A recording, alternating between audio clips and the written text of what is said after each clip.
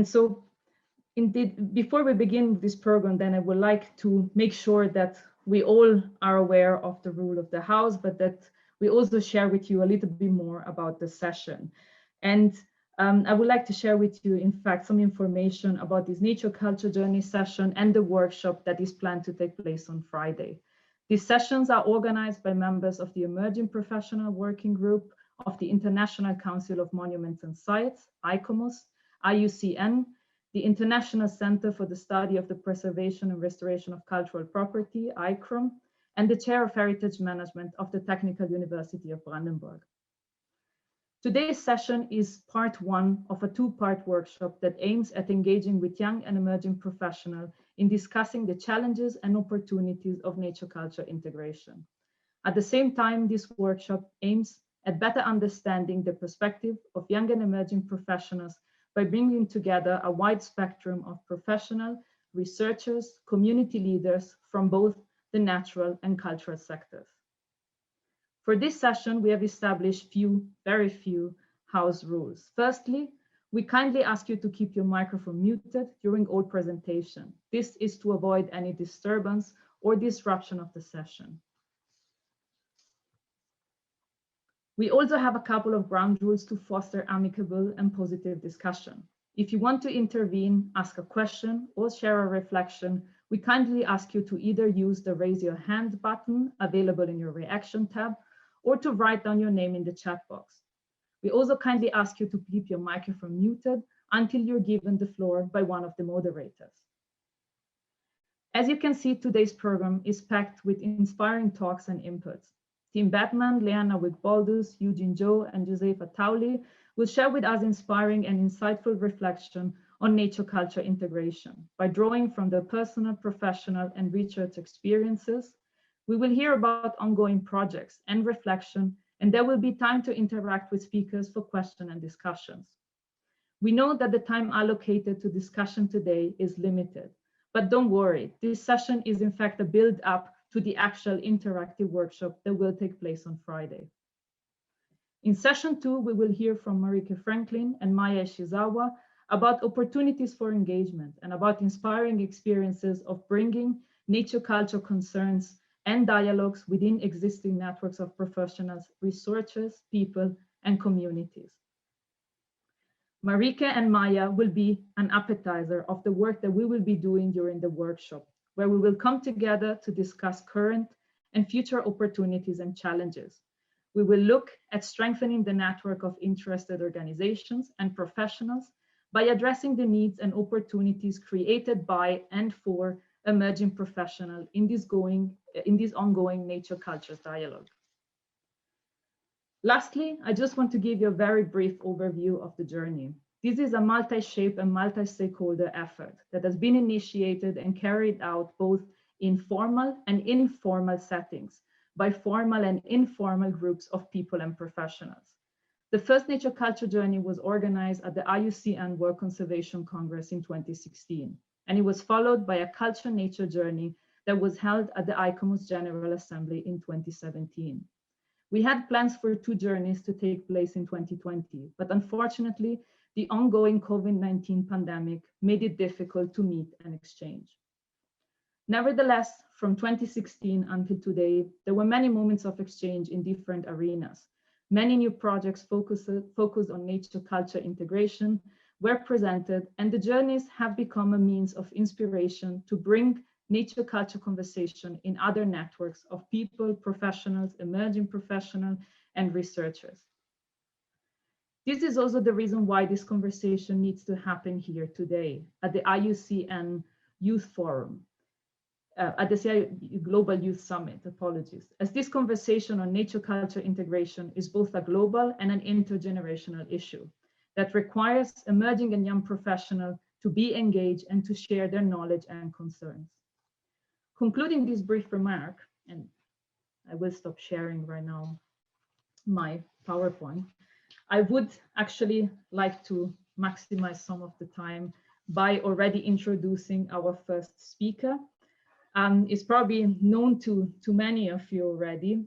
Tim Batman is the director of the IUCN World Heritage Program, and he's a senior IUCN spokesperson on World Heritage since 2007.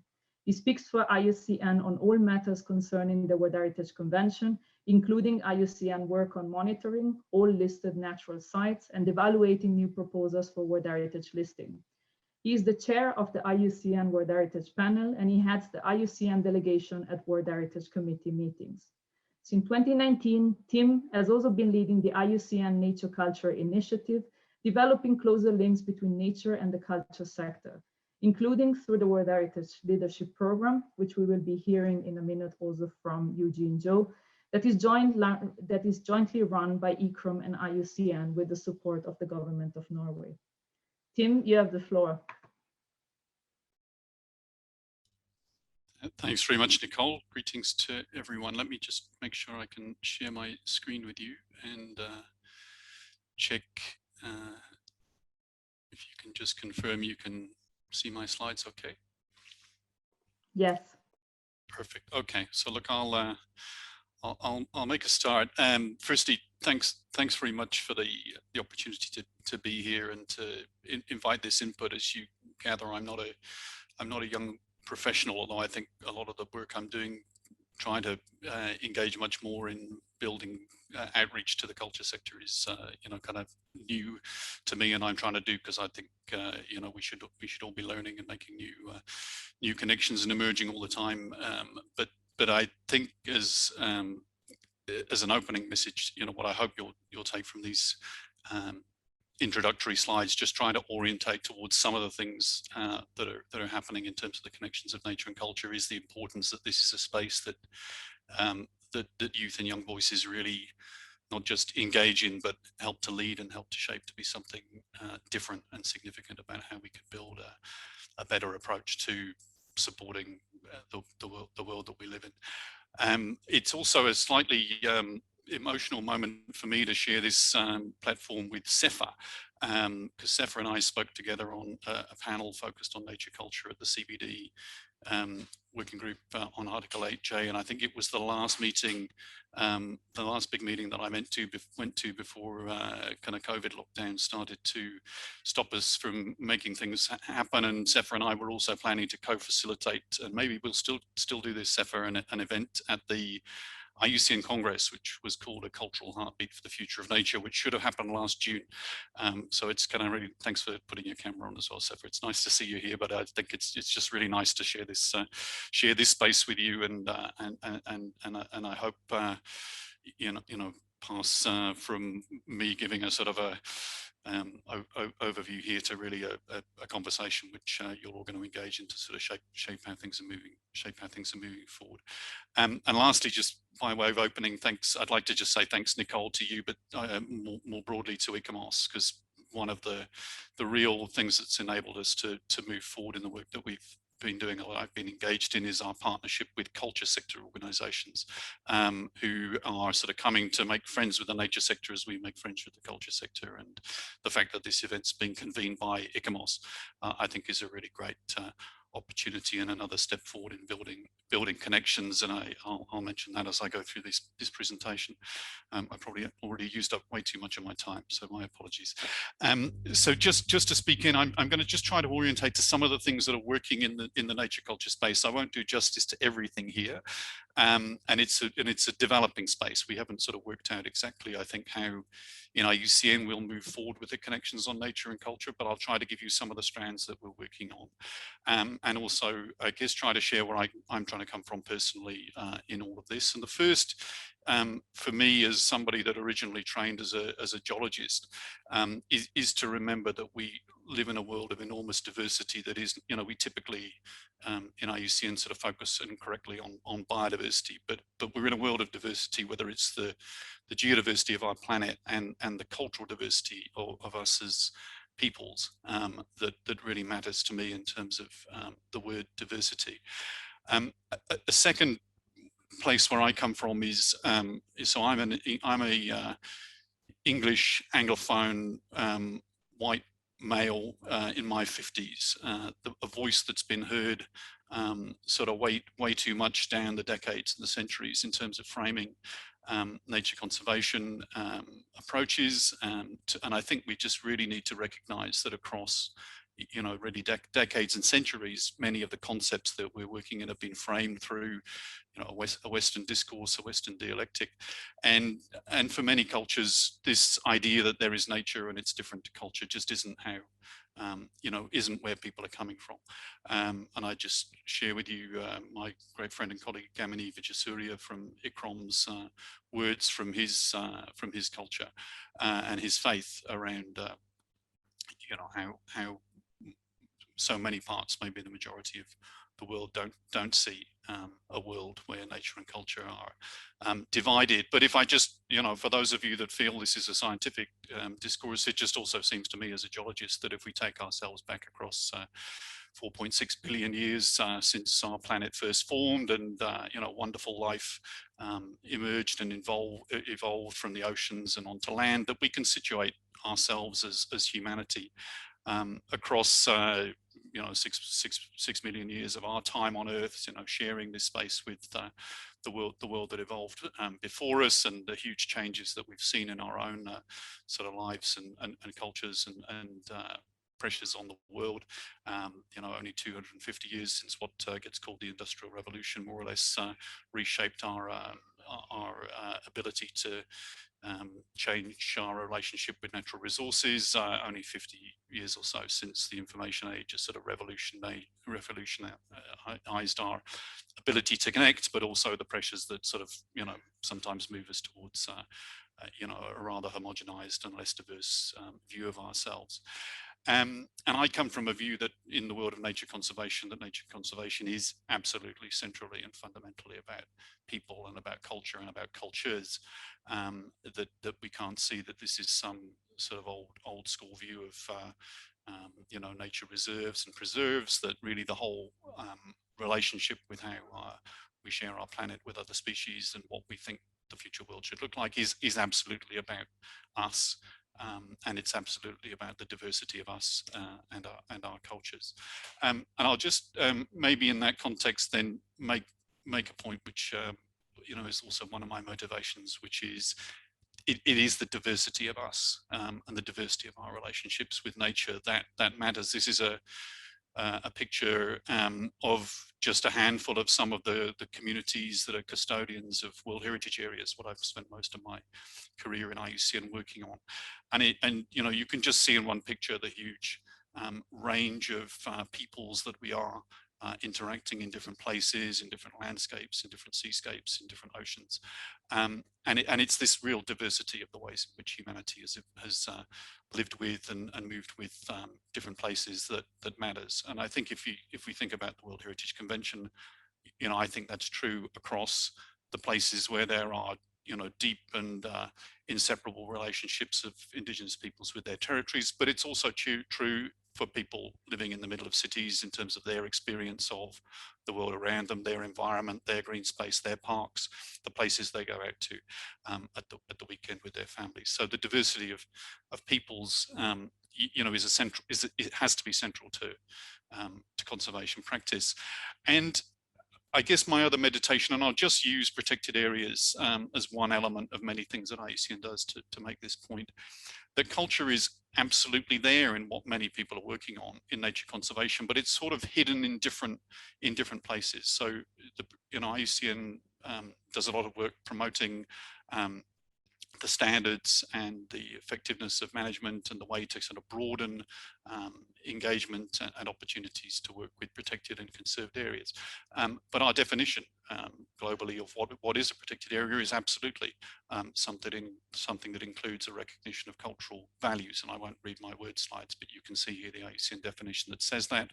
IUCN's approach to protected areas recognizes the diversity in which people interact with conserved areas. So there's a recognition of the diversity of governance being crucial to understanding how protected and conserved areas can be recognized. And our latest global standard on protected and conserved areas, the IUCN Green List Standard, is looking to the demonstration of conservation of cultural value and engagement with culture as one of the outcomes of this nature conservation approach.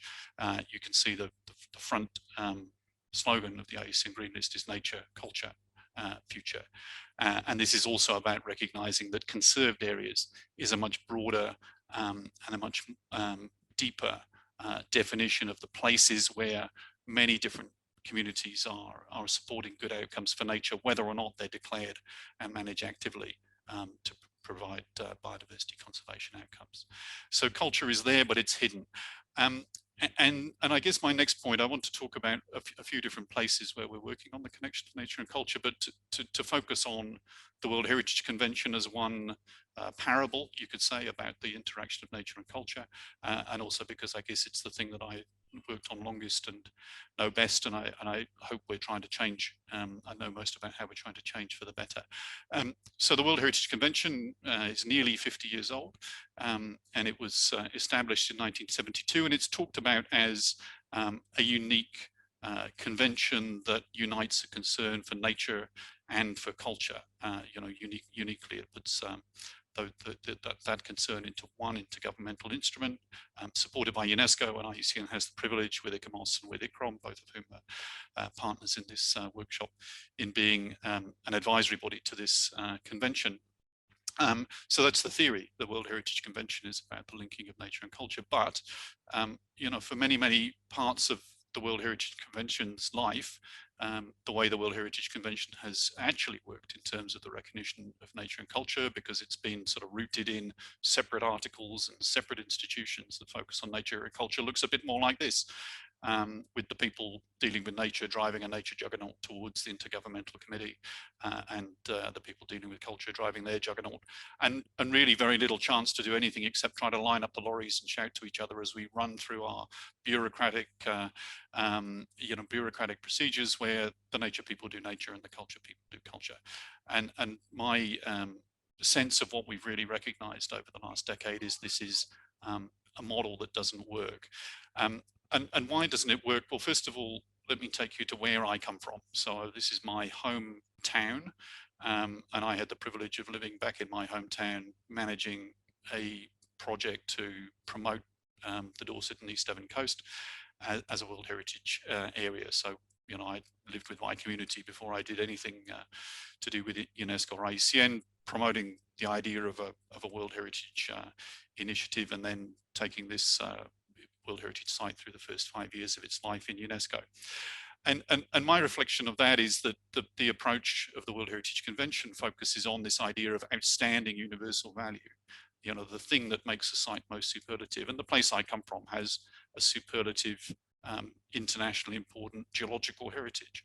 So UNESCO recognizes the Dorset and East Devon coast only for one of the values that a World Heritage site can be recognized in. And just to explain this, this slide, there are 6 inverted commas criteria in the World Heritage Convention focused on what is called cultural heritage, and 4 that is focused on natural heritage. You don't need to worry about the detail, but essentially, you know, get the idea that nature and culture are put in one list, but separate parts of the list, but the outstanding universal value is only recognized under a limited number of those criteria. But where I come from, you know, people don't see the geology as separated from everything else that's happened and happens in the Dorset and East Devon coast. And so, you know, you can say that we're of outstanding universal value for our geology, but the place that I come from has, you know, a long and deep history. It has lots of good and bad things during the history that we've lived through. It has internationally important biodiversity areas that are not important enough to be World Heritage. So just recognizing part of what people value doesn't resonate with my experience of where I come from in the World Heritage Convention.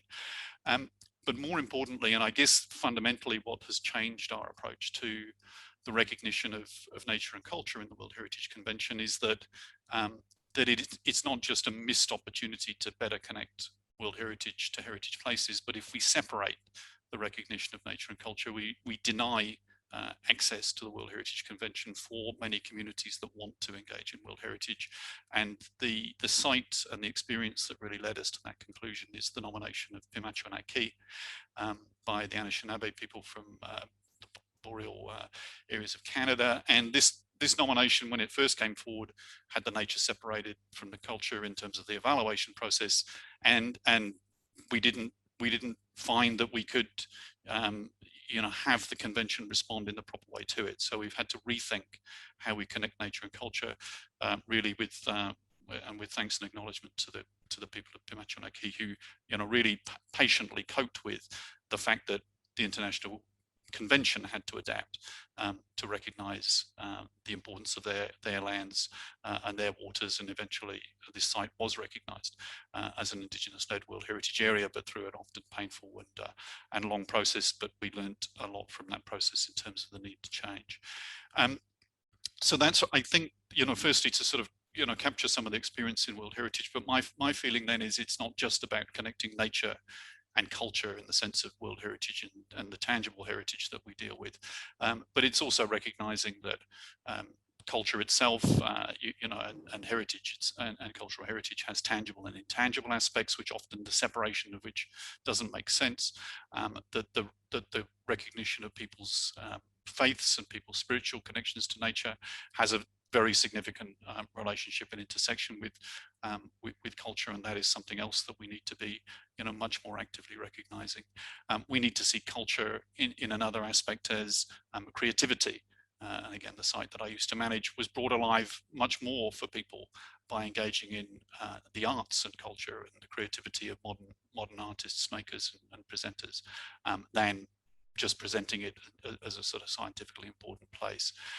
There is a massively important rights dimension to culture which we need to understand and respect. And here, an example of World Heritage being used as a real tool to support the protection of Indigenous territories from threats to culture and threats to nature through extractive industry.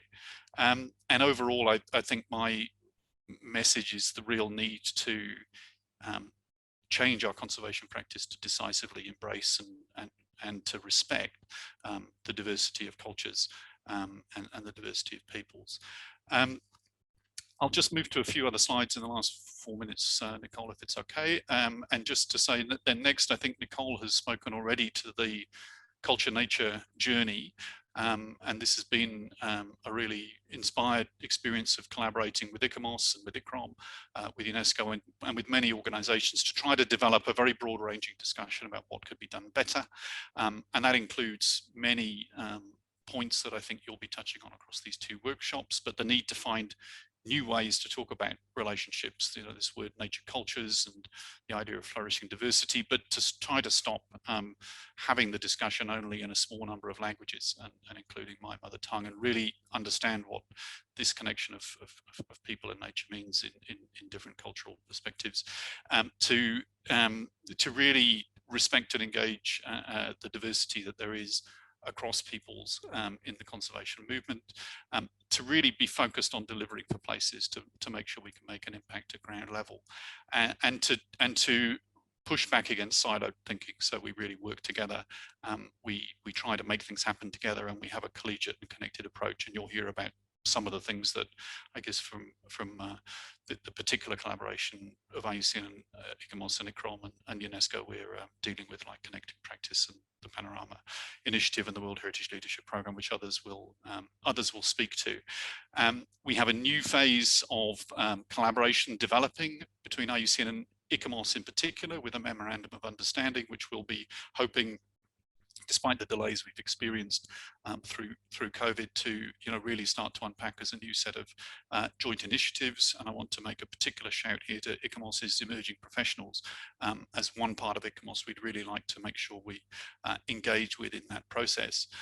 And then lastly, I'd just like to flag 2 different spaces that are going to, I think, become important. One being the post-2020 Global Biodiversity Framework. Just to note here, and then to bring this down to some of the connections that are so fundamental in terms of youth, that we have here 2 of the targets that are demanding the engagement of youth in the future that we need for biodiversity on our planet, but also seeing that culture is framed as one of the determinants and one of the points that we'll need to engage in terms of the behavior change we know is needed to try to address really the unsustainable consumption that is one of the major drivers that we are that we're struggling with. I'd like to note here the recognition of intergenerational equity in the proposed post 2020, I should say. This is still the proposed language. We have no final framework yet, but the connection of intergenerational equity with the transmission of knowledge, language, and culture as being one of, well, as being identified as one of the crucial enabling conditions to enable us to have a better prospect of living in harmony with nature. To note within that context, we now have a very live discussion and a first set of proposals in the subsidiary bodies of the Convention on Biological Diversity around a proposed new and expanded joint program of work on the connection of nature and culture, which UNESCO, the CBD Secretariat, IUCN are being asked to coordinate our work to make happen. But this is a program where there's a broad set of invitations to other partners to engage, and it's the first time a CBD decision has invited ICOMOS and ICCROM to engage. And I think there's also important links to make to UNESCO and the other cultural conventions.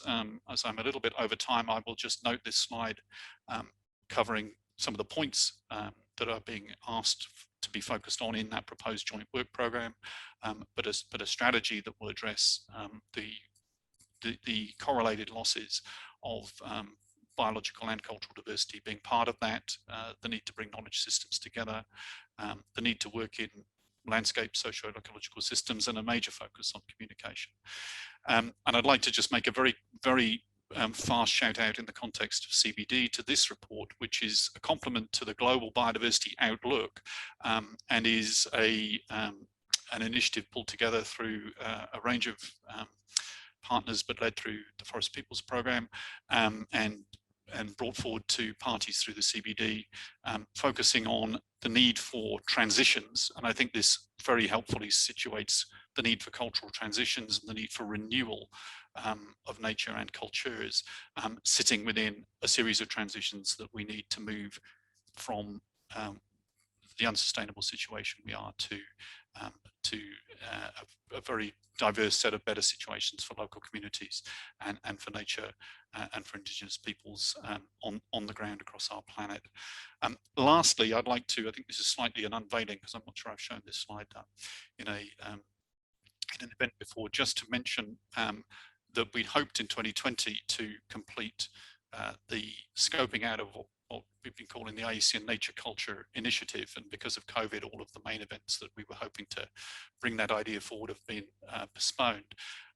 But this is just a very sort of simple set of ideas around what we think a theory of change could look like if we built much more coherently a concern for nature and culture together in the conservation movement. So a pushing back of all of these different diversity reducing pressures that places feel at local level and communities feel at local level, to a world where, with thanks to colleagues in Synchronicity Earth for the phrasing, we could imagine a world where we're really concerned about the flourishing of diversity, natural and cultural and spiritual, thriving in many different places with all the diversity of peoples and cultures that we are dealing with, supported by the recognition of diversity in the conservation movement. We see a change in the paradigms that we're talking about, being ones that we can recognise the connection of people and culture as crucial, and that we can look to the way the international approaches to nature, to nature conservation and to cultural heritage conservation better create practice that can support places to conserve nature and culture. And we flag that as across 3 areas of work which we hope to push forward. In English, the acronym adds up to a LEAP, with the first being the focus on learning about what is working and the experiences on the ground.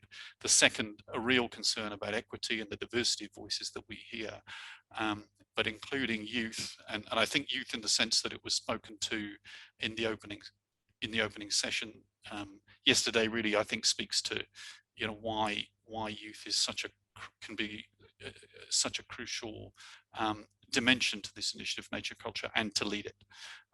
Because it's the diversity of youth, and the impatience to have a better world, and the ability to recognise that our need to change, that can really help us drive to new methods of working that are going to be much more effective and much more suited to supporting good outcomes on the ground.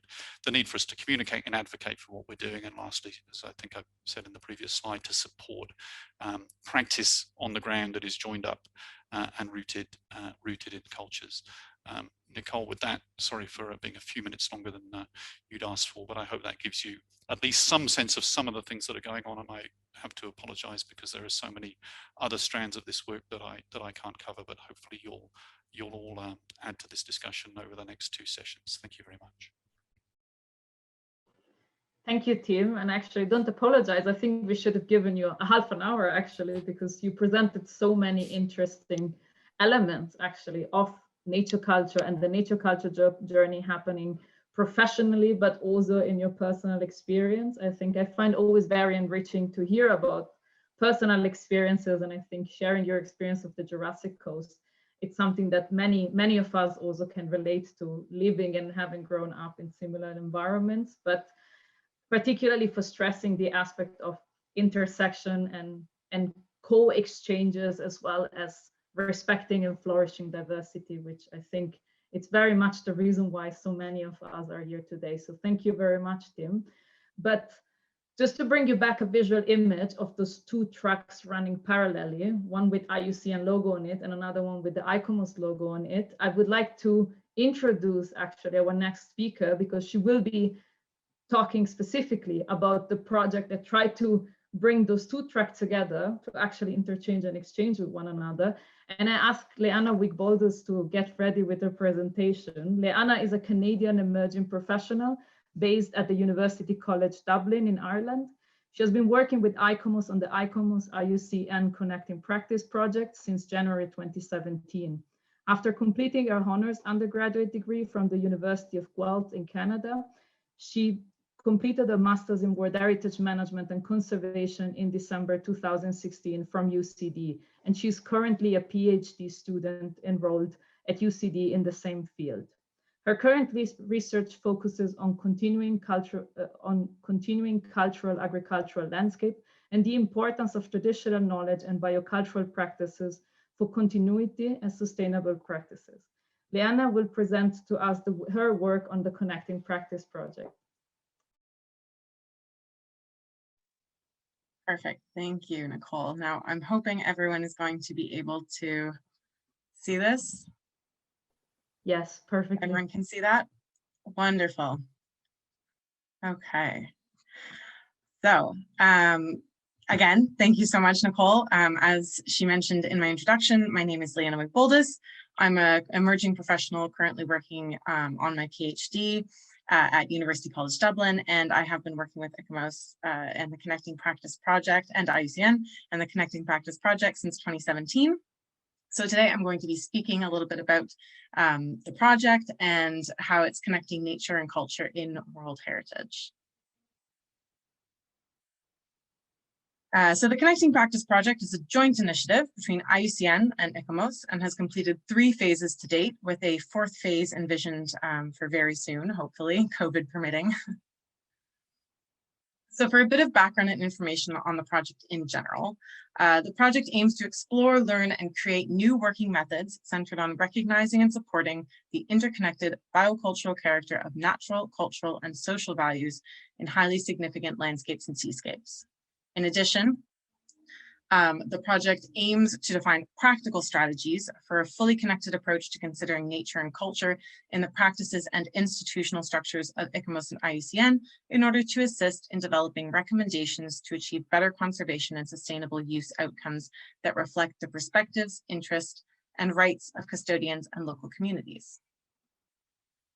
So the first phase of Connecting Practice was carried out between 2013 and 2015, and it focused on 3 main field visit sites. So the petroglyphic complexes of the Mongolian Altai in Mongolia, Sian Khan in Mexico, and the Conso cultural landscape in Ethiopia were the 3 sites that were selected. So team members went to each site once. So I'm going to talk a little bit about what they discovered. So the fieldwork teams were comprised of 4 international members, 2 from ICOMOS, 2 from IUCN, and they also included representatives from the host sites in the teams and from the countries in the teams. In preparation for the fieldwork, there was a detailed review of relevant literature, documents and research, and active exchange of information with team members to ensure that a common approach is being followed during the fieldwork. Colleagues work closely with each other and with community representatives and authorities to ensure 2-way learning processes and to create open access to information, which is a key component that's sort of been maintained throughout connecting practice. Following the site visits, each team documented the site through the preparation of a final collective fieldwork report, which provided a holistic view of the World Heritage property, both natural and cultural values, and included an exploration of relationships between values that supported the site's inscription on the World Heritage List and other significant cultural and natural values, including considerations of the cultural value of nature and how cultural systems can help or are necessary to sustain natural values. Identification of interconnected natural and cultural values and developing an understanding of local perspectives on the interconnected values at the property. And an exploration of how traditional and conventional / legal management approaches could be reinforced if based on a multidimensional understanding of all property values. So some of the main lessons learned in the first phase that were translated to the planning and organization in the second phase included the importance of a joint collaborative approach to briefing the teams and preparing for the site visits, collaboration between and among team members and cooperation with, in particular, with local colleagues, the creation of a holistic approach to understanding interconnected natural, cultural, and social values at the property, and finally, once again, the creation of a common final report. That was phase 1. Phase 2 was between 2015 and 2017. And this used a lot of the lessons learned in phase 1 to translate into what we would be doing for phase 2. So instead of 3 sites, there were 2 site visits, but each site hosted 2 field visits to each site. So the teams visited Hortobaj National Park, the Puszta in Hungary twice, and also the Melody Drakensberg Park in South Africa and Lesotho, which is a transboundary site.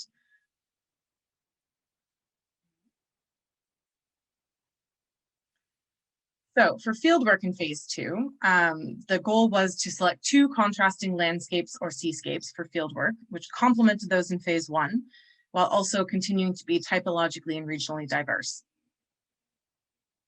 To work in close partnership with local and national management authorities to develop and strengthen policy and management frameworks in order to achieve long-term conservation and maintain biocultural resilience.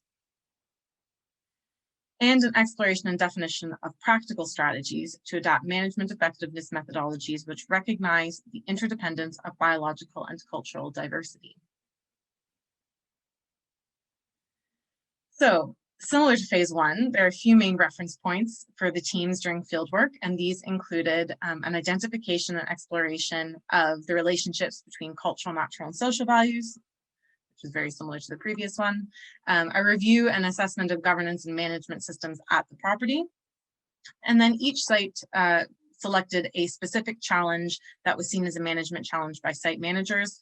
And for Hortobaj, therefore, it was collective grazing practices and vocational training of herdsmen as it's a pastoral site. And the Melody Drakensberg outlined engagement and benefit sharing with local communities for their area of particular interest during the terms of reference. So once again, the importance of joint preparation and field visits and workshops was emphasized, and particularly the inclusion of local site managers and representatives from international, national, and local levels, as this helped to create larger teams and networks of professionals. The use of 2 site visits was a very positive was also seen as a very positive element, as it allowed for more in-depth discussion and also allowed for time to reflect and exchange between visitors and team members and site managers during the site visit, the time between site visits, which helped to strengthen the findings and increase collaboration among teams. And the inclusion of additional tools for management effectiveness methodologies. For example, the adaptation of the EOH toolkit to include cultural heritage elements as well as natural. And this was also seen as a positive step forward to show the types of challenges and opportunities that connecting practice could address in future phases. In this as well, a common report was created. And again, it was a positive experience overall, but it was also a challenge as there were a number of actors working from many different countries. And as we all know from during COVID times, I'm sure everyone has had issues trying to virtually organize and create documents over the internet. So you must know how challenging it can be. So now we're going to move on to phase 3, which was the most recent phase in 2018 to 2020. And for this visit, or for this phase, there were 4 sites selected for visits. The first being the landscape of the Pico Island vineyard culture, which is in the Azores in Portugal. Cultural sites of Al Ain, Hafit Hili Bida Bint Saud, and Oasis areas in the United Arab Emirates. The Saloum Delta in Senegal, and the cultural landscape of Hongi Hani rice terraces in China.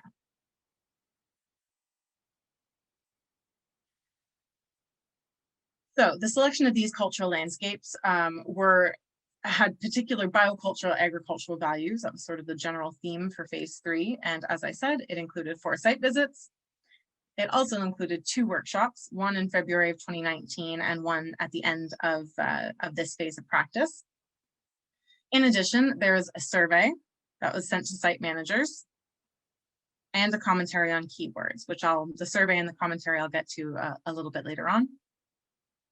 Then in addition, there is broader collaboration and partnership with FAO and their globally important agricultural heritage sites GIHS program. 2 of the sites that we chose, the Al Ain Oases and the Hani rice terraces, were also listed as GIHS sites. And so they had terms of reference connected to understanding and supporting the dynamic traditional agricultural practices that were ongoing at the sites.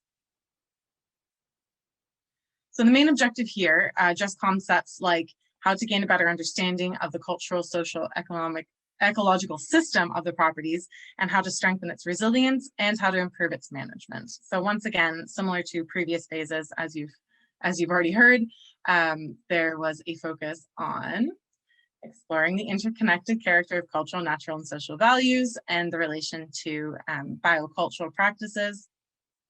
In particular, this phase looked at exploring the relationship between nature-driven and human-driven processes for cultural and natural values.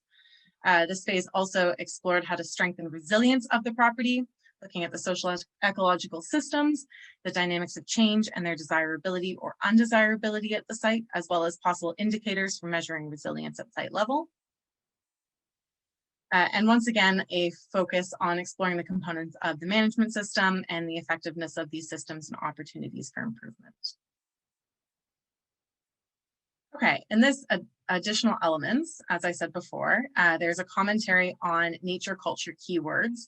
And the initial idea was to create a bit of a glossary situation, and that didn't really work out. So it was much broader than we really realized at the beginning. So it went from being a glossary of terms to try to encourage and connect cultural and natural discourses to aim for more common understandings. And it evolved from there and now focuses on 3 families of keywords, which are biocultural approaches, resilience, and traditional knowledge. And a key point to acknowledge is that this is obviously a very limited document. It's mostly the work was done in English, so there are definite language issues, but it's also should be recognized as being sort of an initial step in this process. It's not a final draft by any means, so just to point that out. And then in addition, there was a site manager survey.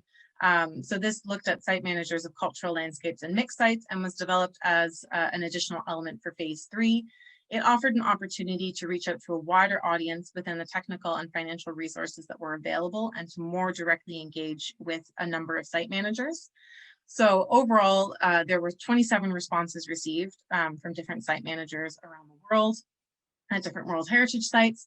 And the purpose was really to gain a better understanding of site manager perspectives, of challenges and opportunities that relate to cultural and natural dimensions at site level.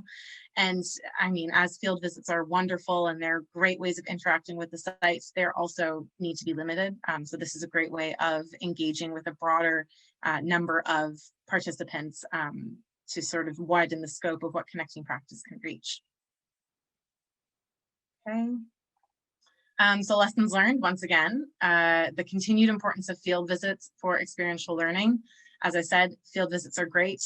There are other avenues open, hopefully, especially if anything has been noted with the COVID-19 pandemic. Travel is a little bit difficult right now. So what are the ways forward that we can use to ensure that there are still field visits for experiential learning? The value of creating multi and interdisciplinary teams. So not only are there IUCN and ICOMOS colleagues and local, national and regional participants, but there's also, in this phase, we included members from the Stockholm Resilience Center and the GIHS program. And this is a key way of expanding the already broad network of connecting practice with other avenues, hopefully, for future work available. And the use of varied platforms and their value for discussion and inclusion of additional partners and collaborators. As I mentioned before, with the questionnaire, the survey, both the commentary on keywords and the survey were designed to reach this broader audience of participants and colleagues and interact with people on a different level. And this was actually decided before the pandemic, but it could be a useful way forward for further phases as well. For example, the final workshop meeting that we had for connecting practice, we were unable to actually physically get together. So it was held online in 5 different Zoom sessions. So the first 3 addressed the outcomes, lessons learned, and improvements for fieldwork, and for fieldwork for the site manager survey and for the commentary on nature culture keywords. And the last 2 sessions looked at cross-cutting lessons from all 3 phases and outlining future steps. So these were really helpful, and actually this online platform allowed us to get greater participation and reach more people than we would have been able to in an in-person meeting. So it was a blessing in disguise. So here are the first connecting practice reports. Phase 1 is on the left, phase 2 is on the right, and the third report will hopefully be available very shortly. These are available, I believe, both on IUCN and ICOMOS's websites. So if you're interested, I encourage you to take a look. There's a lot more detail than I could get into in 15 minutes. So challenges and opportunities. Some of the overarching challenges and opportunities that have run throughout connecting practice I'm going to just list a few of them. And all elements here could be considered as both challenges and opportunities because they relate to each other on so many different levels. So ensuring a common understanding of the interconnection of values, cultural, natural, and social at institutional and site level.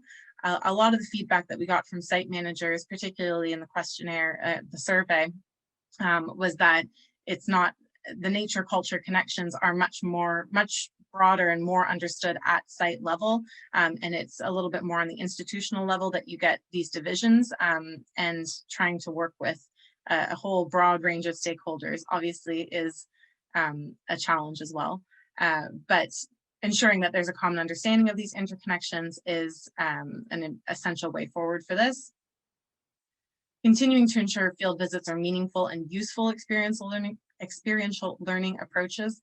As I said before, this might be difficult with the new COVID restrictions, but in the past, this has been very successful to connect people and create better understandings for team members and local and regional participants. And encouraging the use of continued fieldwork can be beneficial, but again, it's also a challenge. So especially as more people are joining the Connecting Practice Network, it's finding a balance between having enough people and having too many people for field visits. Combining approaches for natural and cultural institutions and team members to work together collaboratively. In this work, it's not only a joint effort between ICOMOS and IUCN, but there are connections to additional groups. And again, a challenge is finding and connecting these groups, but an opportunity as well is presented. both between institutions at site level on a variety of different avenues, and creating a forum for multi and interdisciplinary professionals and organizations to connect and create expanded networks. Once again, both a challenge and opportunity.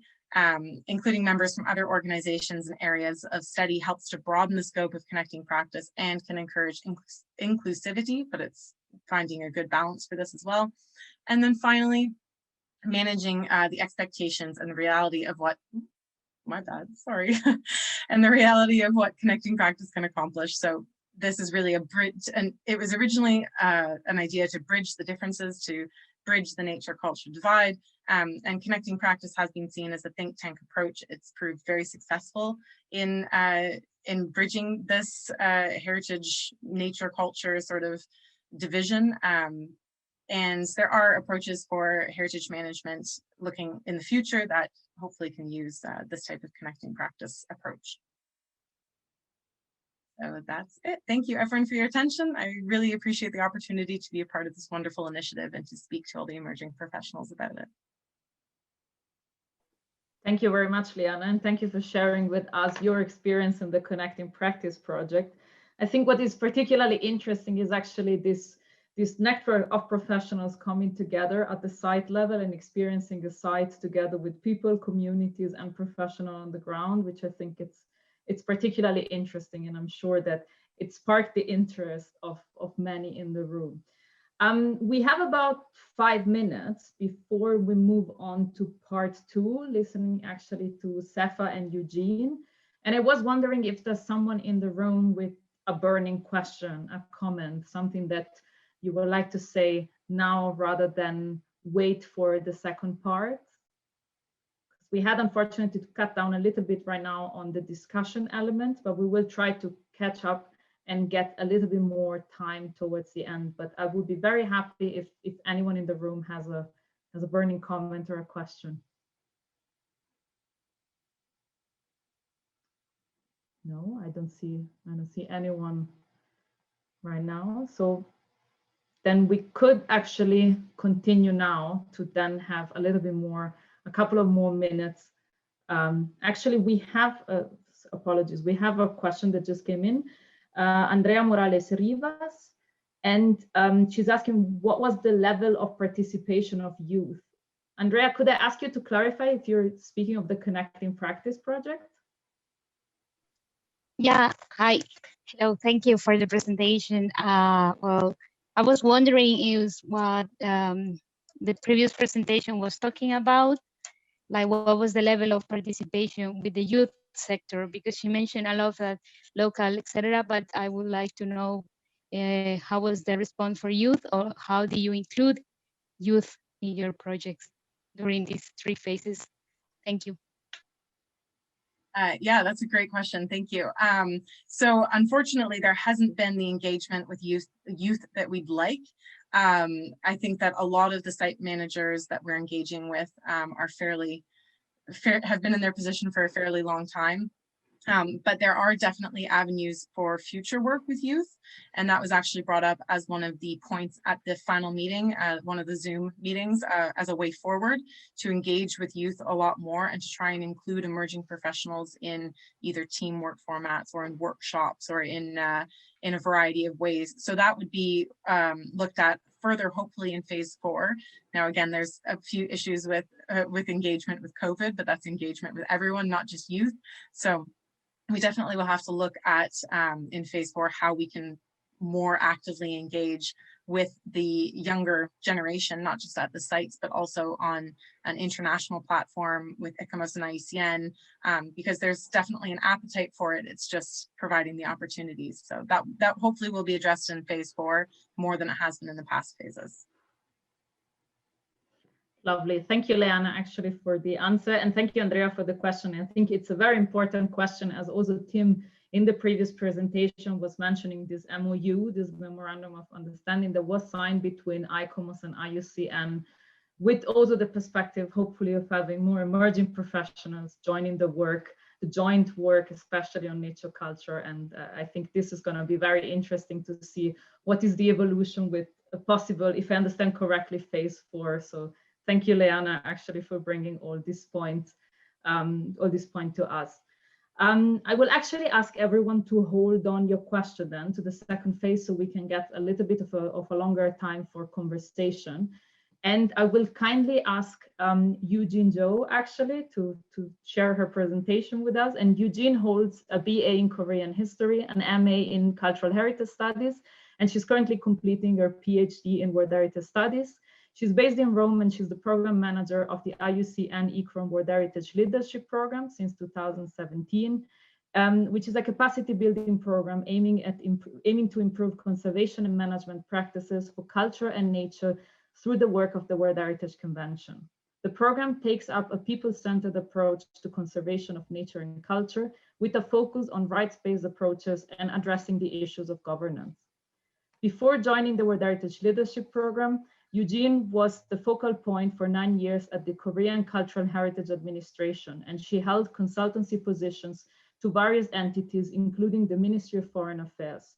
She served as the rapporteur of the 38th session of the World Heritage Convention General Assembly in 2011 and the 40th session of the World Heritage Committee in 2016. Thank you, Eugene, and the floor is yours.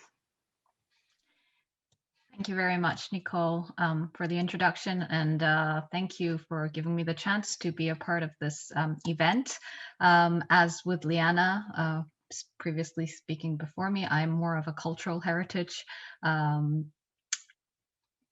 professional and working closely together with IUCN, with Tim, especially on the program that I am coordinating and managing at the moment, which is called the World Heritage Leadership Program. I'll mostly be talking about my program and the spectrum of work that we're doing within the program, but it builds very much upon what Tim and Leanna has actually talked about in the previous two presentations. So Tim gave you the broader picture of why we're talking about culture and nature, interlinkages, nature culture journeys, but also Leanna presented to you a really wonderful project called the Connecting Practice, which became sort of like the think tank bubble of producing very innovative ideas of trying to figure out different ways of collaboration between the nature and culture sectors. What I'm talking about within the program for my program is actually to seek different ways of how can we change the way that we work. So there is the motivation to change how we think and how we perceive the world. And there are these different innovative ideas of trying to pilot case and test whether these approaches would be good or not. And then I think our program, the World Heritage Leadership Program, that is operated, jointly delivered between ICROM, IUCN, with collaboration with ICOMOS and the UNESCO World Heritage Center, is a sort of a mechanism to be able to deliver different ways of working and be able to sort of capture those ideas and anchor them into the way that we practice heritage conservation. So as Nicole mentioned, the leadership program is a capacity building program. So we're actually talking about building up the capacity of people, of institutions, of networks and professionals. And of course, youth is amongst one of the important sectors of people that we actually need to address. But primarily, at least in this phase of work, we started the program in 2016. The first phase has been very much focused on capacity building site managers. So the actual practitioners on the ground who are firsthand responsible for taking care of various different World Heritage sites, but not necessarily limited just to World Heritage. So it's funded by the Norwegian Ministry of Climate and Environment, and we've got various different partners such as the Swiss Federal Office and the Korean Cultural Heritage Administration kicking in to support various different activities as well. The program, as Tim had painted sort of the broader picture, was conceived on the premise that it actually doesn't matter what type of heritage that you're dealing with, whether it's cultural or natural, we're actually facing the same problems in terms of protection and the same kind of risks that we're having to deal with at a daily level. There are risks of climate change, increasing disasters happening, but also development happening all around the world, sort of inching towards and towards every corner of the heritage that we really need to protect. But then are we actually capable of addressing these challenges, and understanding what these challenges are as heritage professionals is one of the key issues that we're trying to deal with. So when we actually focused on World Heritage sites and the protection level of these sites and tried to understand what are the key issues that they continuously face, we've actually clarified that many of the problems that arise with World Heritage site management and protection was the fact that we've been isolating the heritage sites too much from their surrounding environments, from their contexts. We've been sort of presenting them as little islands and hubs that we absolutely need to protect, no matter what their relationship to their environment is. And in fact, our own actions of management and institutional frameworks is one of the key issues that causes a lot of the problems that that many heritage sites are facing. And it doesn't actually matter whether one individual site manager or one community member thinks that we need to change our way of practice. It actually, they can have good intentions, but they will have limited capacity to actually forge change. So out of the 158 World Heritage properties examined in 2008, over 100, 2018, over 100 faced development and increased disaster risk issues that originated from outside the heritage boundaries. So we can see that isolating heritage as an island is not necessarily the way forward. And we need to constantly remember that whatever the values that are embedded within the site, within the place that we're trying to protect, it still is a continuation of the world that we live in, and we need to understand it from that perspective of it being connected to the all the other parts of our society and our environment. Now, so we're talking about various different gaps here. It's not just about the gaps between nature and culture, but about heritage and the other parts of our lives. And these kind of gaps also exist in the way that we train as professionals. And I'm very conscious that we're talking here at the Youth Forum. And I think almost everybody here in this room, if we are going to be trained as professionals working in the heritage field, we will have one specific area of expertise. And such as, well, if you're talking about cultural heritage, you could be from the archaeological sector, you could be a professional architect, you could be a conservation scientist, but also, as Tim says, you can be a geologist or a biologist or a biodiversity ecosystem expert, and so on. The problem actually arises that based on these expertise, once you go out into the field and try to deal with heritage management and protection, you're actually tasked with the management of having responsibility of managing an entire site. And that does not actually, those issues don't contain itself to the only area of expertise that we've been building up. And this actually creates a huge gap in between what we know and we can practice, but as to what we are faced with and we need to deal with. So the program itself is trying to bridge these gaps as much as possible, bridging the gaps between nature and culture, but also bridging the gaps between the expertise and the actual real life challenges that we're all facing. So what we've adopted as an approach within the program is to say that we need to take a place-based approach. Whatever place that we're dealing with, whether it's a protected area, whether it's a national park, whether it's a conserved area or a cultural monument within an urban area, is that these places are situated within an environmental, social, and economic context where it is impacted by, and it also causes different impacts to different facets of that same place. And unless we actually understand better these connections and be able to interpret them and design our actions on heritage protection based on these understandings, we will inevitably face failure in terms of what we practice. And the methodology that we do, that we take for capacity building is learning by doing. Leanna mentioned the strength and the potentials of field exercises and having case study sites, we take an absolute people-centered approach to learning, in the sense that there is no set right or wrong in terms of protecting heritage and conducting management.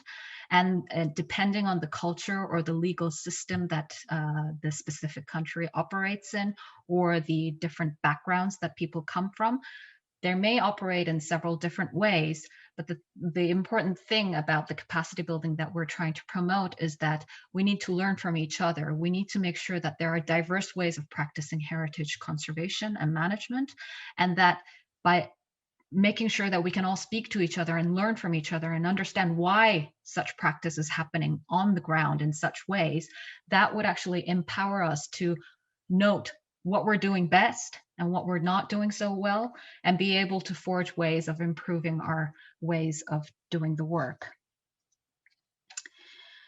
Now, I often think that when we say that we have groundbreaking research or policy that we're announcing, these are more groundbreaking realizations for researchers and policymakers, when in fact, on the ground, when you're actually dealing with heritage sites, the practice on the ground is already interlinked, and perhaps the research and policy is only putting them into sort of designed words or structures of thoughts to present them. So the program's objective is to be able to create this network that would continuously provide for the flow of new information and the ways that we practice, so that we can create an atmosphere that different practices do exist, and it's okay to be able to learn new things on how they go about in different ways. Now, so the program itself, we focus on two different sort of strands of work. One is on building and enhancing knowledge for linking people, nature, and culture and heritage conservation. And this we are doing more or less by working on different manuals and toolkits. We are revising currently the previously separated management manuals on nature and culture. We're trying to integrate them into one set. Leanna mentioned the difficulty of coming up with a glossary and connecting practice. We're also facing the same difficulty, but we're trying to come up with a glossary of terms and a holistic set of integrated knowledge about heritage management that could apply to both cultural and natural sites. And within that big strand of management, we're also tackling specific thematic areas such as disaster risk management. That also incorporates climate change adaptation aspects, but also dealing with different development proposals by adopting a sound and secure impact assessment process within heritage sector. Now, there's one thing about producing different documents and ways of practice and manuals and toolkits. There's another strand of implementing different activities that would be sort of the carriers. These would be the vehicles that actually carry out the messages that we've compiled in these documents. So we host different courses, workshops, forum, these days, a lot of webinars to be able to deliver the messages about these documents and resources that we're compiling. So if anybody is interested, we welcome any wide participation of various different youth and different practitioners from the field who can take part in our courses and be able to not necessarily just learn from others, but also share your experience in a more structured way so that we can also collect different ways of practice from the ground. And these two strands of work, where we continuously update the different materials, feed into directly the courses, but the experiences that we collect from the courses also then vice versa feeds into the different materials that we put out there. We actually do work on the basis of trying to implement the World Heritage Capacity Building Strategy. And the strategy was established in 2011. And one of the most important aspects about the strategy is that we need to target the capacity that resides in all three different areas. So we need to build up the capacity of individual practitioners, that's for sure. But then we also need to strengthen the relationships between the communities and networks, as well as improve institutional structures and processes. So in a way, by producing different guidelines, different manuals and ways of practicing, we're trying to also tackle and instigate change within the way that the institutional frameworks are established and how they are being put into action. And ultimately, it's talking about how we want to create a paradigm shift in heritage conservation that would contribute to sustainable development. And it's not just about protecting the physical fabric of individual monuments and sites, and considering that any impacts on heritage are only negative and that interventions on heritage is the only result that we're actually working for, and that conservation needs to be always expert driven, but it's actually based on the understanding that heritage is actually about people. It's about the diversity and the context that they lie in. And it's not to say no to change, but it's about managing the change. It's about saying yes and no to different types of change, and that recognizing that it's actually the impacts that can have both positive and negative effects to heritage.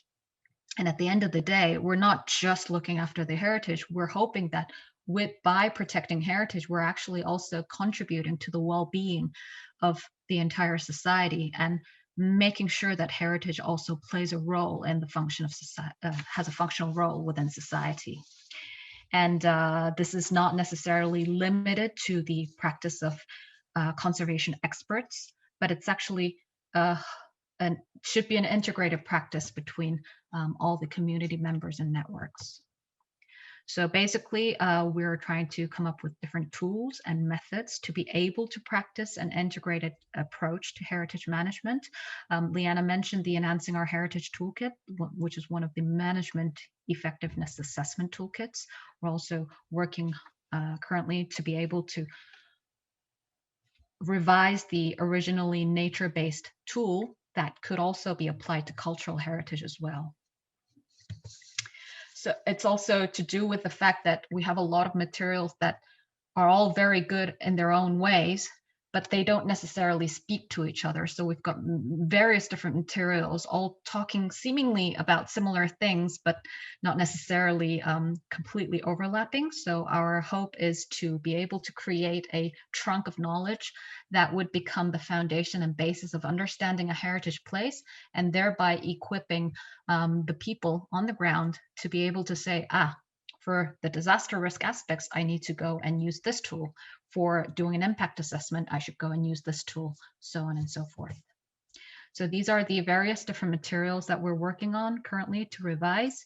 And hopefully within this year, we'll be able to, on a sequence, be able to produce 1 or 2 and hopefully 3 of these different products that are in the pipeline of development.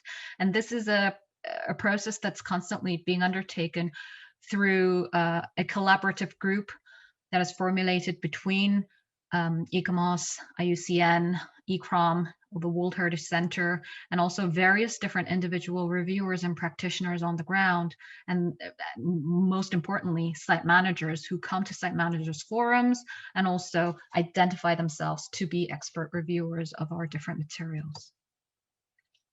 So our goal is to actually reinstate that. It's the first part of this arrow to say that we need to be better at understanding the heritage place. We need to be able to explain and connect ourselves what are the values and attributes to the context and factors and the people that are in the heritage place to be able to present that diversity and demonstrate those values.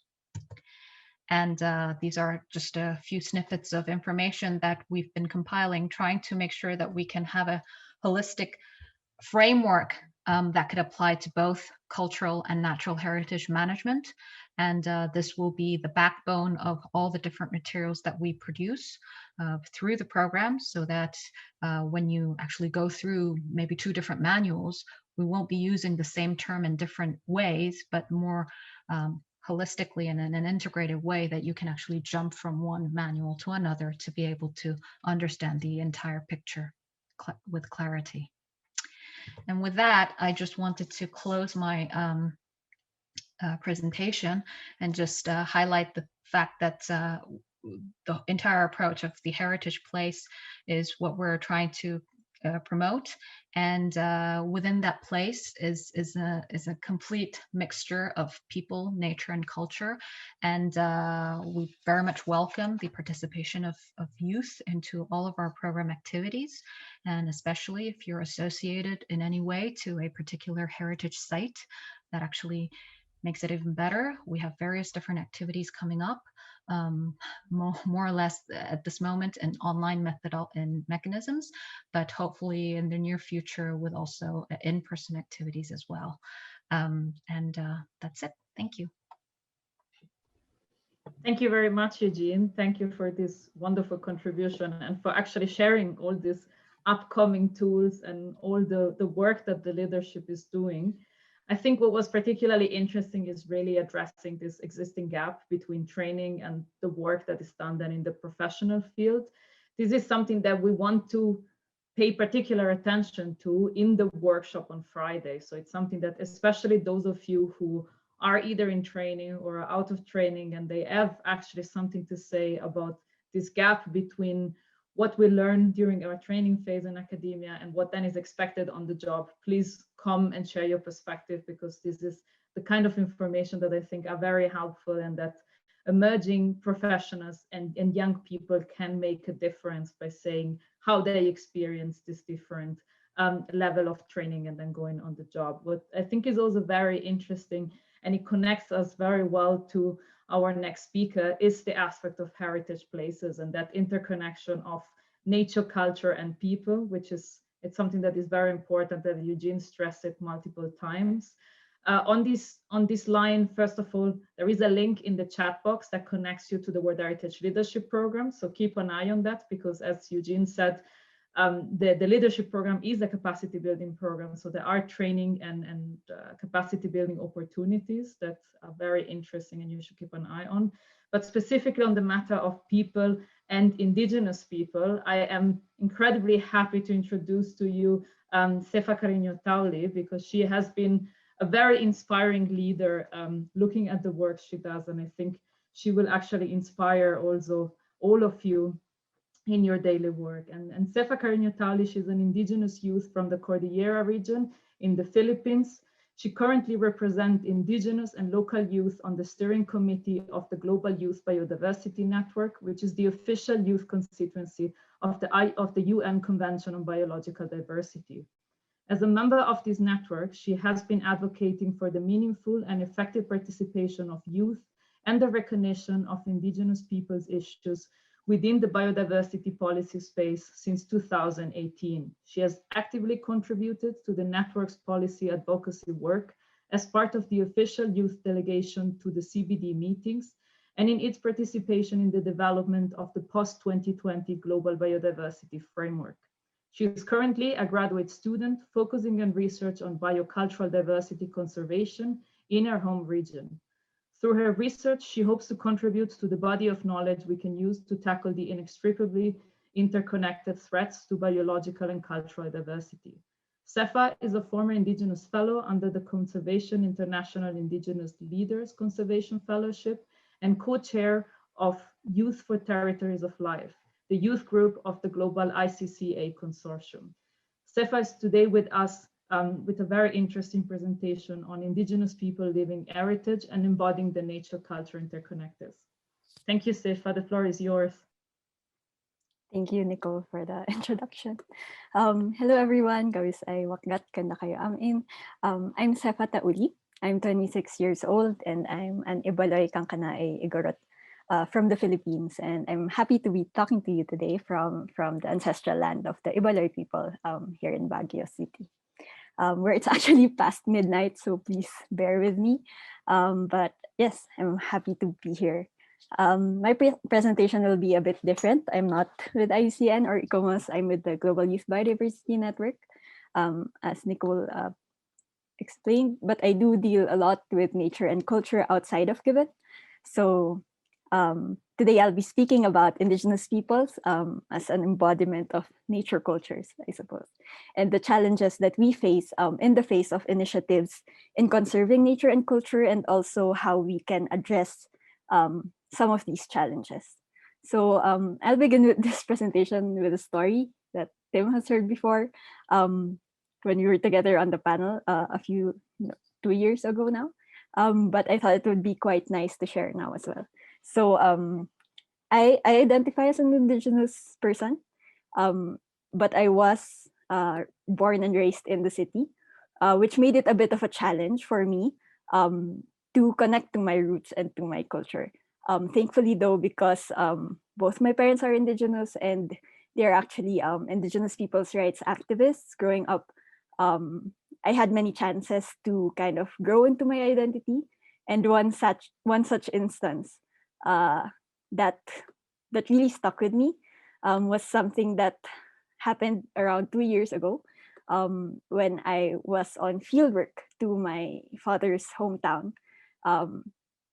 When I was helping my mom with a research project on Indigenous peoples and their language and values on sustainability. So I was there in my dad's hometown, and I was talking to my dad and my aunt. We were unpacking a word that we have in the Kankanaey language, which is ili. It's a 3-letter word. It's really simple, and it's roughly translated to hometown or to village or community, but this translation is not quite accurate. And so for this research project, my goal was to really try to capture what this word means somehow in English and put it down on paper, right? And so when I was with my dad and my aunt, I asked them, so what is ili? And so after a pause to consider it, they started explaining to me, right? So my dad said, ili is the place you were born. And then my aunt said, it is also the people who live there. Ili is the rivers and the mountains, because without these, people cannot live. For us, without the ili, we do not have something to belong to, no identity. For why is there an ili? Because of our forefathers who defended it and nurtured it through the years. This is our ili, so we should all nurture it so that we can pass it on to the next generation and to the next generation. It is the ili's responsibility to sustain and protect the environment and natural resources for the ili to continue to exist. They also said the value that we believe in is that if the ili is in danger, everyone in the ili has the responsibility to protect it. If there is a fire, everyone helps in putting out that fire, and in the same way, the community unites against mining companies who come and try to take the land. The ili has persisted because of our Indigenous values, and the ili protects us. So during the war, for example, Mount Mogao protected us from you. And so these were the kinds of things they were telling me. And after that very long discussion, longer than what I can present now, I thought I was really amazed by how in this one word, where you can't really distinguish people from nature, and with all the values and the practices associated with it, you can already capture really something that we now envision as a big long-term goal, right? Which is people living in harmony with nature. And so this was also really a moment that made me realize that when we think about integrating nature and culture, or about nature cultures, something that I've also been dealing with a lot in my studies and research, many Indigenous peoples already embody it. And this is something that society at large can learn from. Because imagine, right, if everyone had in their hearts and in their minds the concept of ili, wherein we relate to the land as something that really sustains us and that protects us, that is entrusted to us, and that we as the present generation have the responsibility to entrust, then I think that would really be nature culture integration brought to life, right? So essentially, indigenous peoples collectively, through their worldviews, their knowledge, their culture, their laws, customs, practices, make very vibrant contributions to the common heritage of mankind. And this is evidenced on the ground also. So many reports, such as the local biodiversity outlooks that Tim talked about earlier, have shown that indigenous peoples are custodians of the and landowners of much of the world's biodiversity, while also representing a very significant proportion of the cultural diversity of the world. Some even describe indigenous peoples' territories as islands of nature in a sea of decline, because evidence is showing that nature is declining less rapidly in indigenous lands, which they have cared for through sustainable practices for generations and generations. And so it therefore comes as no surprise, right, that many areas of interest for conservation of nature and culture, like for instance, protected areas, World Heritage Sites, and others like those, very often overlap with indigenous territories. So one such example from where I'm from are the rice terraces of the Philippine Cordilleras. So terraces like these, which are carved on the mountains to about as high as 2,000 meters above sea level, are a very important resource for the sustenance and the survival of Cordillera indigenous peoples. A few of these rice terraces, which are the most intact, are found in the province of Ifugao. And these clusters of rice terraces were actually inscribed in the UNESCO World Heritage List in 1995. And the story of the terraces is closely linked to their resistance to Spanish colonization. And they are described as epitomizing the absolute blending of physical, socio-cultural, economic, religious, and political environment. And they're described also as a living cultural landscape of unparalleled beauty. So how so? To name a few, the Ifugao people see themselves as part of the ecosystem, and the ways that they manage the terraces are embedded into their customary laws and traditions, like rituals. They recognize that aside from providing food, they also provide quality nutrition, biodiversity, carbon sequestration, soil and water conservation, pest regulation, income, and the preservation of culture. And they are maintained so that they can be passed on from generation to generation. So I'm introducing this now because I'll be using the rice terraces as an example in a few of my following points, right? And so with that, there are many challenges and issues that are faced by indigenous peoples and local communities from external conservation initiatives, like protected areas and sometimes World Heritage Sites also. So today I will be sharing some of these issues. First, there is the issue of actors involved in conservation often ignoring and undervaluing indigenous worldviews and knowledge systems. So conservation programs have historically relied on scientific knowledge for setting priorities and designing actions. However, indigenous knowledge systems often represent very rich, very nuanced, and locally adapted knowledge systems that are essential to good environmental governance.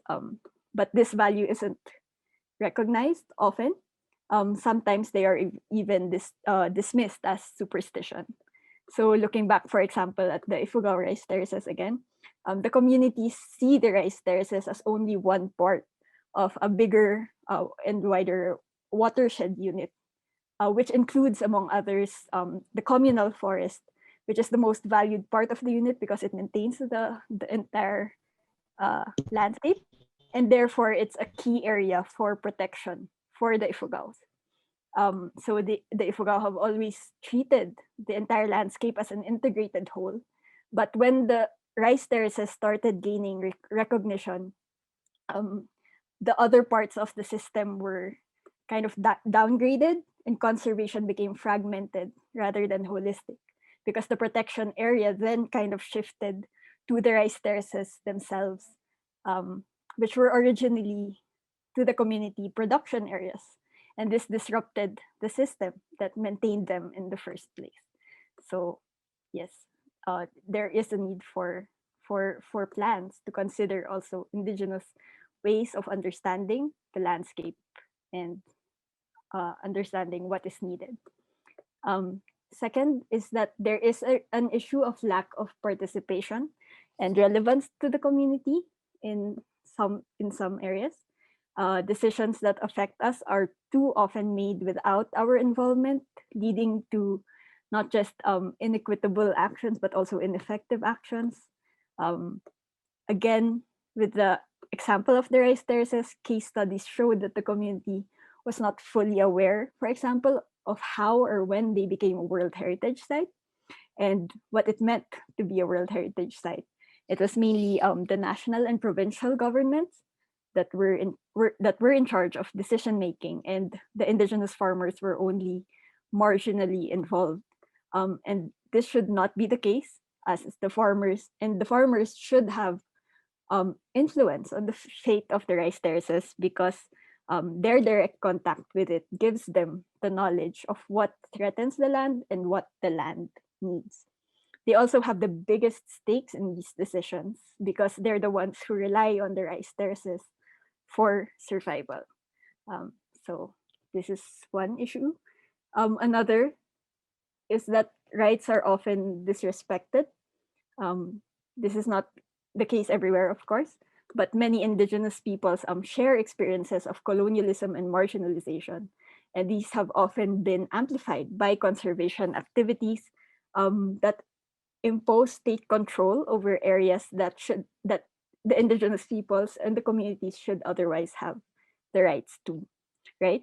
And it's also important to remember that conservation activities are inseparable from wider issues like self-determination, food sovereignty, and environmental justice. For example, it's important to know that even though there are many efforts now to really improve the situation, as Tim also touched upon, there's also, unfortunately, still a legacy of injustice related to protected areas, right? And there is chronic and persistent human rights violations that have been and continue to be experienced by indigenous peoples as a result of establishing these areas, including many areas on the World Heritage List. Just an example, some communities are forcibly removed from their lands and denied access to their resources in the context of creating a protected area where there isn't any people inside it. Okay, and another issue is that there is disregard for social, ecological, and political context. Sometimes people automatically think that a solution that worked in one place will work in another, but this is almost never the case because contexts differ. And so how an initiative considers and adapts to this context is what will determine whether it succeeds or fails. And the last challenge I'll mention is that there are risks to trying to conserve culture.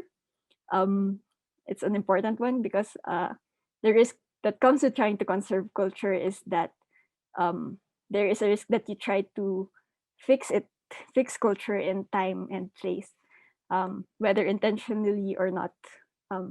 And this is inconsistent actually with the dynamism of culture, which adapts as needed and should be allowed to evolve.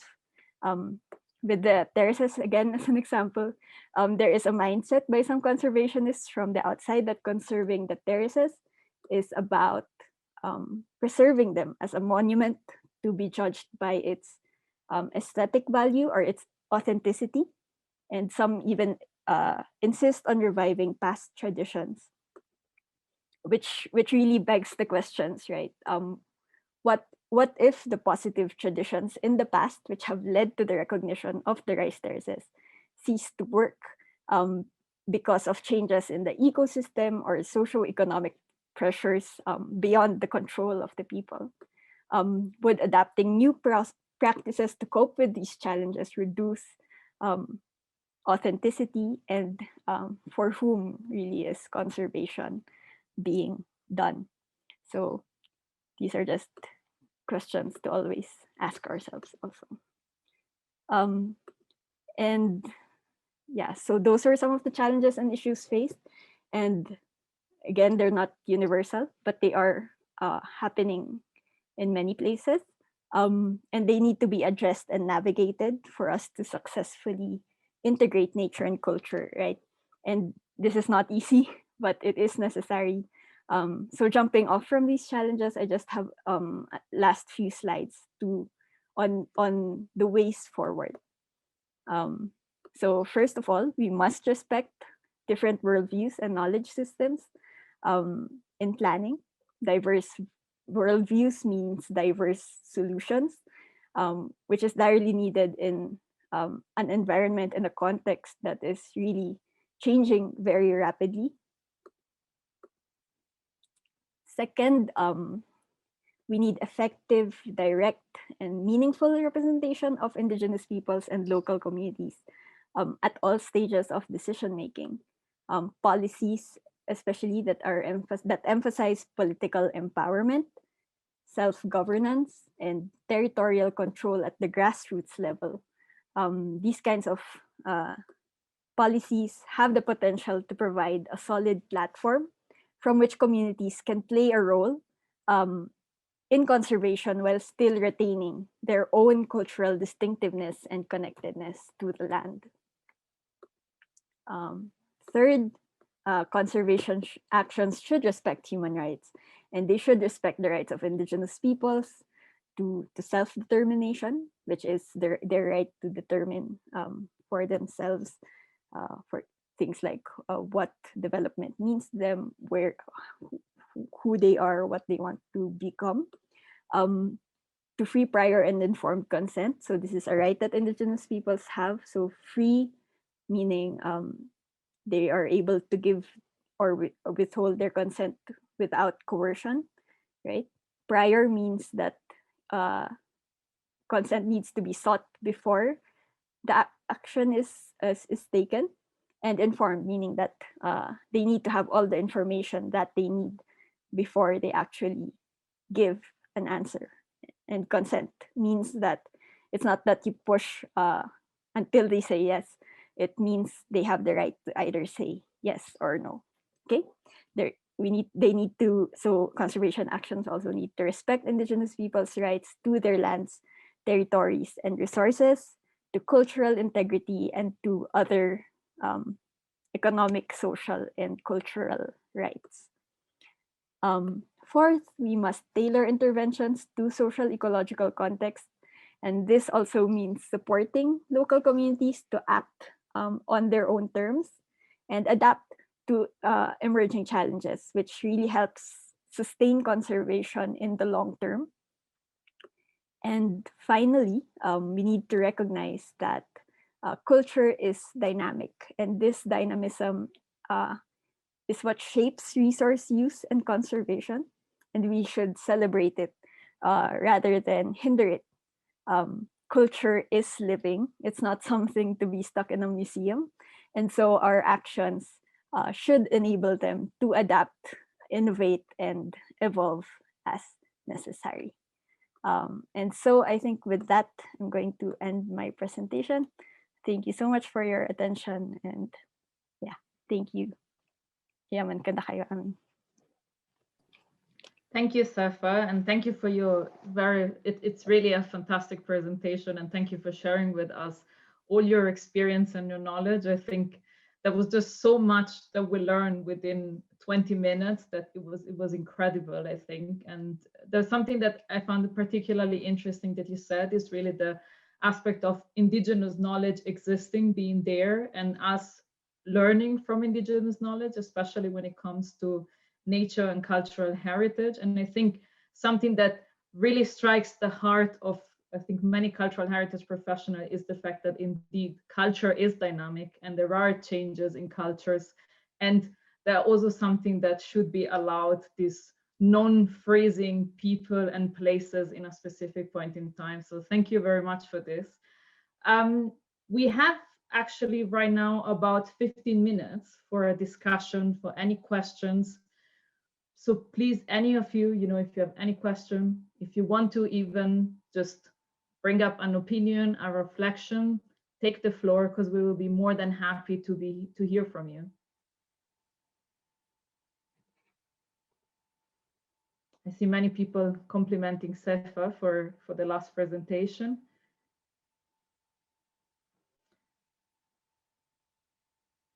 I see Tim. Sorry, not. If nobody's asking the first question, maybe I could just ask Sefa a question, because just to take a different part of your experience, Sefa. Firstly, thank you. It's just I can hear that story many times as well, so it's delighted to hear it a second time. But just to take your experience of being a city person, you said you grew up in the city.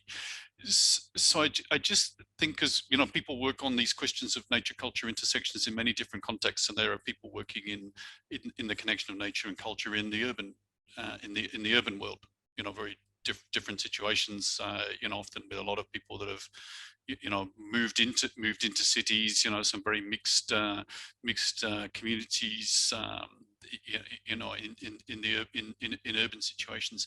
And I just wonder whether you've got any points that you'd like to register about nature culture connections for people living in cities, as you've had part of your life in that experience as well. And any points of resonance, and any points, it always, I guess, sort of one, some of I think the reactions in terms of Indigenous people's experiences is sometimes to sort of misapply some of the principles in situations where they don't necessarily are not the appropriate starting point to think how a particular community in a place who are not Indigenous peoples are going to live their own experience. So just interested in what your meditations are about the city nature culture connections and other non-Indigenous experiences of nature culture connections, when we think about local communities as this very broad set of ground level lived experiences. If that would be I guess my question. Yeah, thank you. Yeah, this is a good question, and it's actually something that I haven't reflected on as much as I as I would like to. Some reflections from living in the city, from this perspective as an Indigenous youth. My reflections have mostly revolved really about around education. For example, how it's very difficult for Indigenous youth to access education that is place-based, which is or education that is very rooted in our culture, which is difficult to find when you're in the city. Another, I don't know, I guess my case is a bit different, because the city that I live in is actually still an ancestral land, right? It's a city that has many Indigenous peoples, even though it is a mishmash of many different groups. And so, I don't know, this is something I'll think about for sure. And I'm sure a lot of these challenges that I mentioned can be applied. Like, for example, the people who are being affected by any decisions that are being made by initiatives should always still be involved in decision making, especially when they will be affected by these decisions. And yeah, maybe I'll stop there for now. I'll think about it a bit more and get back to you. Thank you, Sefa. I have a feeling that Tim is satisfied with the answer. Actually. Thank you very much. I actually see Camila has a question, so I kindly ask Camila to take the floor to ask a question to Eugene, I think. Hi, do you hear me? Yes. Okay. Yes, Camila. I had a question for Eugene, because I was very interested in what she commented about isolating the sites and the connection with the context. And my question was how the trends against the isolation of sites deal with the risk of preservation overtaking us, in the sense that I wonder if we are expanding what we consider heritage and should be protected, or if it's more of an acknowledgement of the connection with those contexts, but doesn't translate into a wider protection. Thank you, Camilla, for the difficult question. No, but it actually touches a lot to the heart of what I'm personally thinking of, and I just want to highlight here personally, because for the moment, I think this is a really important issue. And when we were first sort of scanning the landscape of talking about heritage conservation and management, I think the reason that we had to take on this approach of heritage being the demonstration of what people hold as valuable is precisely to talk about those changing concepts and changing paradigms. So it's not necessarily to fixate and say, because it was once a heritage, it should stay forever as a heritage.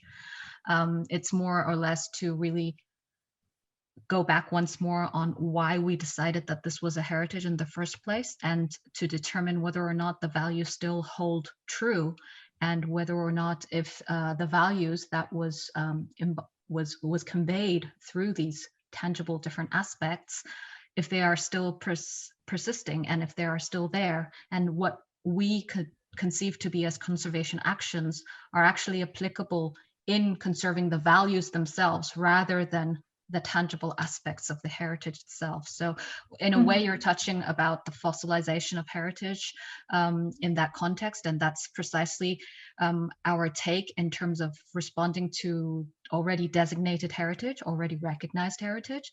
But I think that what your question is also framing is a sort of a larger approach as well. You know, we're constantly talking about different values and valuing different types of heritage, constantly expanding the scope of heritage, and the time frame where we consider things to become heritage are becoming even shorter and shorter. You know, Yes. Whereas in the past we used to talk about antiquities and the very distant past. Now we're racing down the time scale and even coming up to maybe 20 years ago or 30 years ago when that particular object or place was created, and they immediately become heritage. So in the wider spectrum of the scope of heritage being expanded, it holds a really valuable point.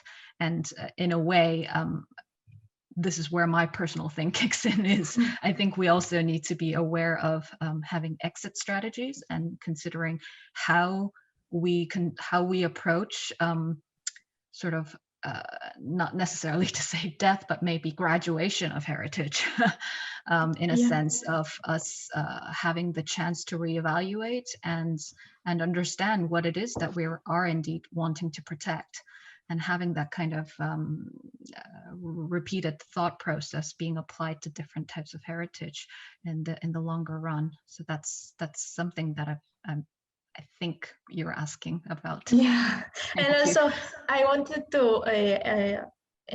hold the opportunity to ask you, as you are based in Rome. I'm from Spain, but I'm doing research in Madrid and also with Italian cases and the Italian architectural restoration. And I wanted to ask you about the milieu there in Italy, about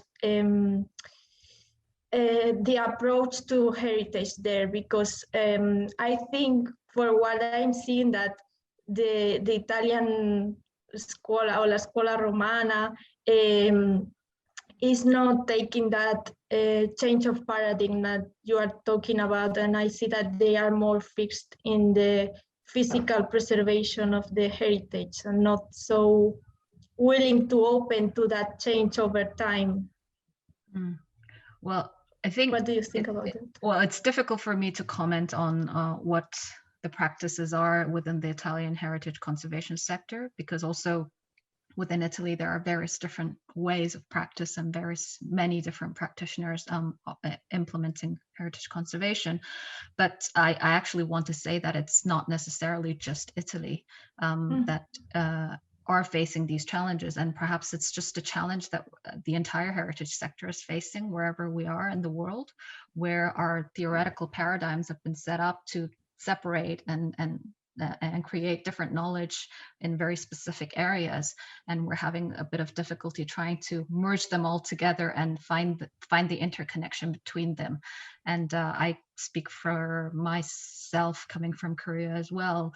We used to have a much more holistic approach, let's say, in understanding a place and heritage, but with the legal systems being set up, it's very difficult now to be able to connect through the different elements of different attributes and, let's say, intangible heritage and tangible places.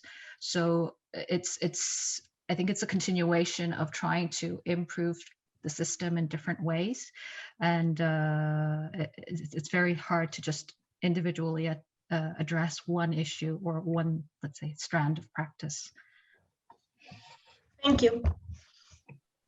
Thank you, Eugene. Camila, I hope that your questions were satisfied, and I'm sure they did, and thank you very much for this. But it is a very interesting question. I think the matter of cultural heritage understanding and preservation very much, and what it is at the national level, and then how it declines in experiences that people make. And I think, Camila, your experience probably within a school could have been very different within a different one, with a different team leading or a different set of people actually having different experiences. But really, thank you for raising the issue, because I think that is once again one of the points that will become very important in the conversation on Friday.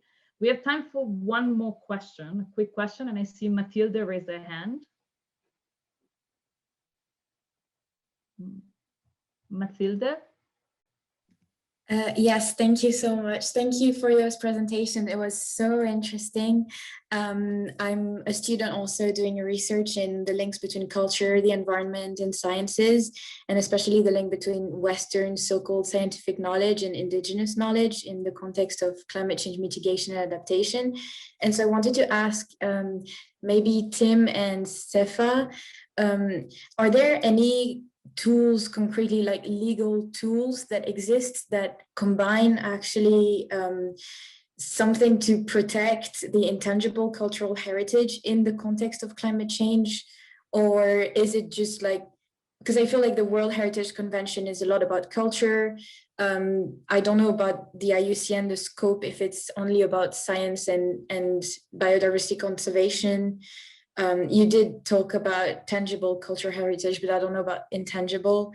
And then Indigenous Peoples Convention, it feels like there are several tools, but not one that actually links them really together.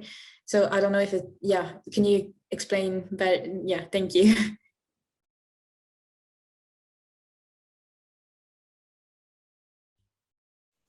Shall I go first, Sefa, and you follow? So, thanks for the question.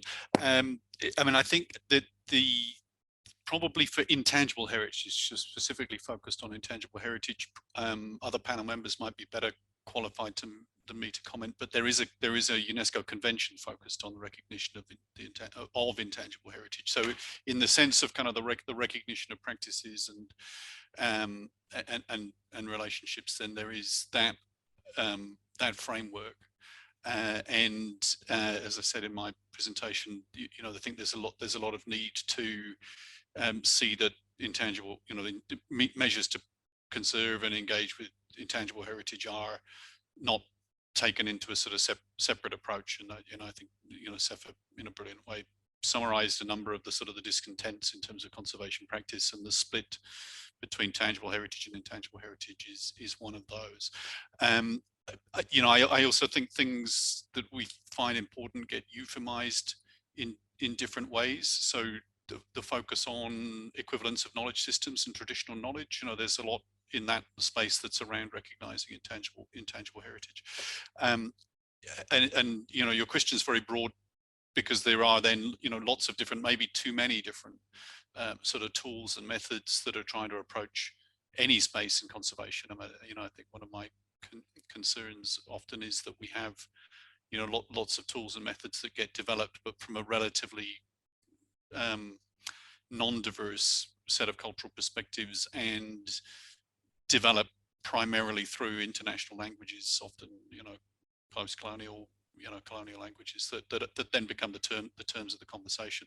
You know, what I think we need is to find our way to sort of join up a lot of the tools we already have, but make them firstly simpler and more useful across more places, and secondly, to not just translate them, but to really interpret and adapt them in ways that can respond to different sociocultural contexts, but just really the realities that languages, you know, the words that we're using in this type of conversation are very different. And again, Sefa gave a, you know, brilliant example of how, you know, a three-letter word, you know, means you know, you need a paragraph and to really explain what it means. And I think we find that, you know, those issues of just the disconnects between language and concepts that we, you know, we use as the terms of any type of discussion like this, really, you know, get in the way of application at local level. And, you know, Eugene and I have spoken, you know, endlessly about, you know, concepts in Korean that,